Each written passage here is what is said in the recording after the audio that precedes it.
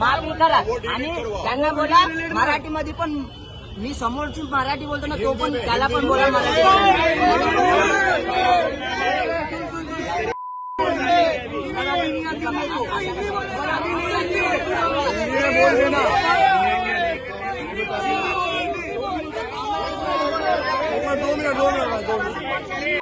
दो minute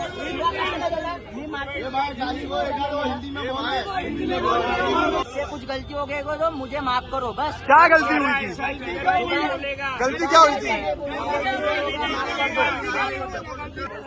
उसको मैं मराठी में पूछा ये कितने का, उसने बोला इतने इतने का. मैं बोला 10 रुपये ज्यादा हो रहा है. 50, मी मराठीमध्ये बोललो 50 रुपये घे.